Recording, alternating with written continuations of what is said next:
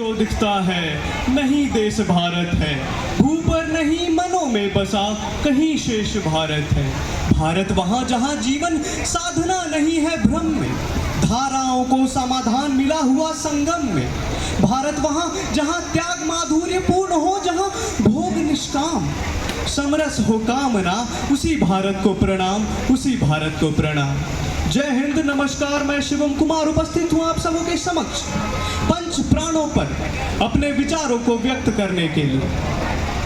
Global south से लेकर चंदा मामा के साउथ पोल तक भारत के विजन, विश्वास, व्यापकता और वसुधैव कुटुंबकम की नीति जो आजादी के 100 वर्ष पूर्ण होने पर भारत की दिशा और दशा के द्योतक होंगे। महोदय, मैं यहाँ पर पंच प्राणों का डिफाइनेशन देकर के आपको बोर नहीं करने वाला, सो साफ सरल शब्दों में अपनी बातों को रखता हूँ। आज संपूर्ण विश्व भारत की ओर देख रहा है। आज भारत विकास की मार्ग पर तेजी से आगे बढ़ रहा है और इसके लिए जरूरी है सेल्फ बिलीफ, सेल्फ ड्रीम और सेल्फ मोटिवेशन की। और ऐसा कहा भी गया है कि सोचो वहां तक, कर्म करो वहां तक, आसमान की ऊंचाई हो जहां तक। आज भारत में बहुत तेजी से विकास हो रहा है। आज भारत का इंफ्रास्ट्रक्चर डेवलप हो रहा है। आज दुनिया का सबसे बड़ा सोलर विंड पार्क भारत में है। आज दुनिया का सबसे बड़ा रेल ब्रिज भारत में है। आज दुनिया का सबसे लंबा टनल भारत में है। आज दुनिया की सबसे ऊंची प्रतिमा भारत में है। आज दुनिया का सबसे बड़ा क्रिकेट स्टेडियम भारत में है।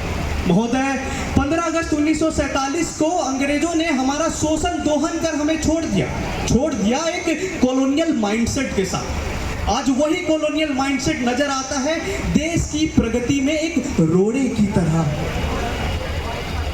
जिस प्रकार जिन मार्गों पर चलकर विकसित राष्ट्रों ने जिन ऊंचाइयों को हासिल किया, आज हमें उन्हीं मार्गों पर चलने से रोका जा रहा है। महोदय, मैं ध्यान आकर्षित करना चाहूंगा हमारी विशाल विराट विरासत। हम जब तक अपनी विरासत को नहीं अपनाएंगे, संपूर्ण विश्व भी नहीं अपनाने वाला। क्यों अपनाएगा कोई? अपने घर के बच्चों को अगर हम ना अपनाएं तो बाहर वाले थोड़े अपनाएंगे।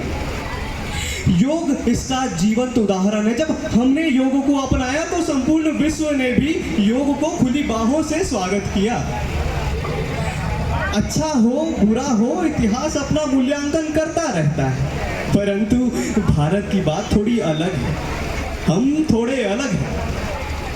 हमारी एकता, एकजुटता इस विश्व में सबसे उत्तम उदाहरण है हमारे गर्व का, हमारे गौरव का, हमारी गरिमा का, हमारी परंपरा।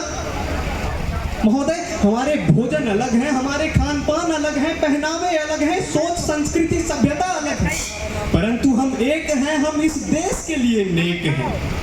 महोदय, अंत में जिस किसी भी राष्ट्र ने कुछ हासिल किया है उसमें उसके नागरिकों की सबसे अहम भूमिका रही है। उस देश के नागरिकों ने जिन अपने कर्तव्यों को, यदि बिजली देना सरकार का लक्ष्य है तो उस देश के नागरिकों को उस बिजली को यथासंभव बचाने का प्रयास करना उन देश के नागरिकों का कर्तव्य है। यदि हर खेत में पानी पहुंचाना उस सरकार का लक्ष्य है तो एवरी ड्रॉप मोर क्रॉप, ऐसा लक्ष्य हर खेत के किसान से आनी चाहिए।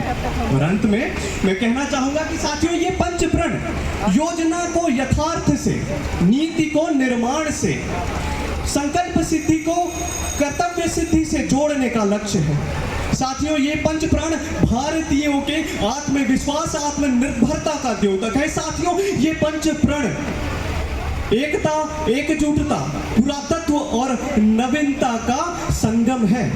मैं जानता हूं और ये मानता हूं कि ये इतना आसान नहीं रहने वाला, परंतु नए रास्तों पर चलकर ही तो नए प्रतिमान गढ़े जाते हैं। और इसी क्रम में मुझे याद हुआ आती है कविताएं कि आज सिंधु ने विष उगला है, लहरों का यौवन मचला है।